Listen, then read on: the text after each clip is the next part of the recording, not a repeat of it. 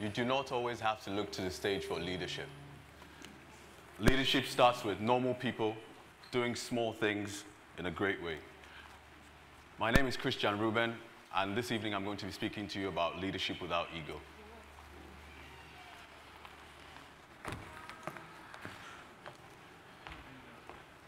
Now, I know your question is, I'm not a leader right now, and I just came here to listen to the ideas that you guys have to share, but we are all leaders in our own way, and what we believe is once you exert a certain amount of influence on someone, that actually makes you a leader. It could be as a son, it could be as an uncle, it could be as a nephew, whatever capacity you exert, it could even be as a friend, whatever capacity that you're exerting any amount of influence on someone else, that allows you to lead them in a certain way. So there are a few points that we're going to look through today that's going to actually help us cultivate an ego-free culture in our society today. The first one is we need to stop looking for opportunities to be offended, okay? Being offended is one of the strongest components of the ego. It's a notion that allows us to be offended, to basically look at opportunities to actually be offended, okay?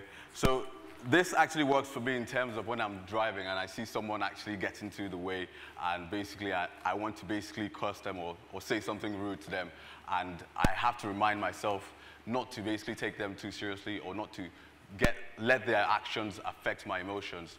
And there's a phrase that we have that we like to throw around as Nigerians, which is, do you know who I am? And that phrase is basically telling the other person that if you knew who I were, then you would have a lot more respect for me as a person. And you would allow me to then disdain and disrespect you. And that's the ego in play. So stop looking for opportunities to be offended. That would allow us to cultivate ego-free leadership in our culture. The next one would be to stop your need to win. Now, there's nothing wrong with winning. You know, when you compete at work or at your sports and at games, there's nothing wrong with that. But what's wrong with that is our society is now obsessed with winning. You know, I see people with hashtags on Twitter and, you know, they've done this. I ate bacon this morning, winning. You know, I had this morning, winning.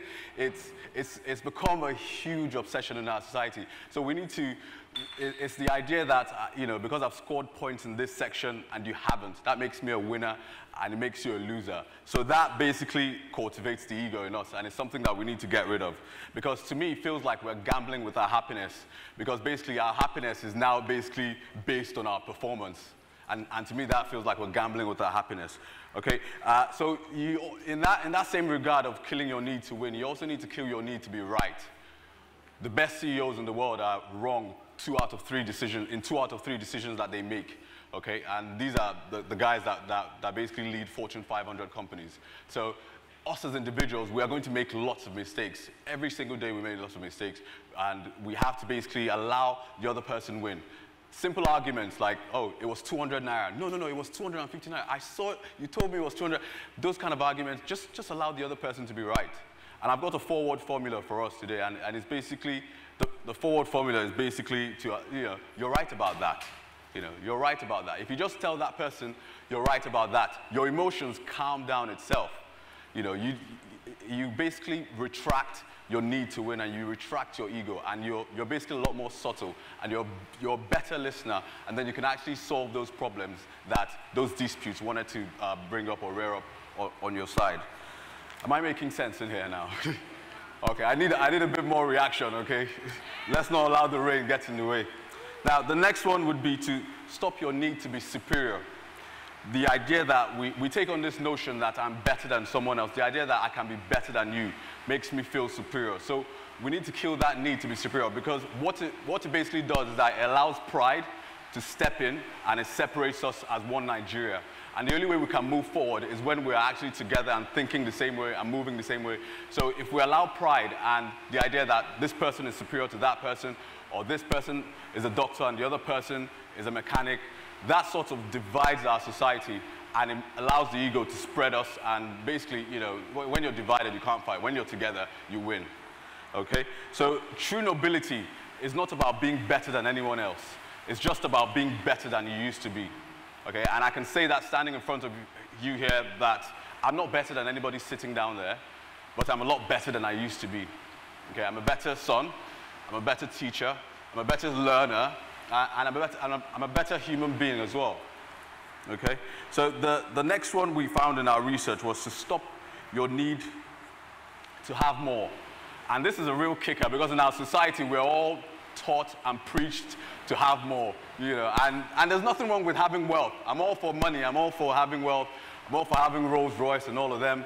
It's good, but what's wrong with wealth is when you allow that wealth to become greed, when you believe and actually teach the next generation unconsciously or consciously that you can't actually have noble wealth, you can't have wealth through legal method, you actually have to bribe this, and pay that, and that's the news that we're pushing on to the next generation, and that's ego. Because the truth that no one ever tells us about greed is that when you're greedy, you're never going to be satisfied, because greed just satisfies pleasure, and pleasure is just an instance, and happiness is what lasts for a longer time.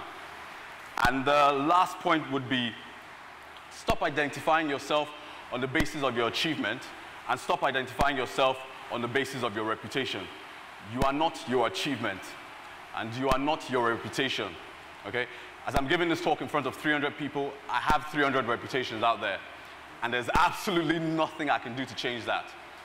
What I am is my character, and that's the only thing I can control. I can't control what you think about me, okay? But I can control the way I react to what you say to me. I can control the way I behave around you. That's my character, that's who I am.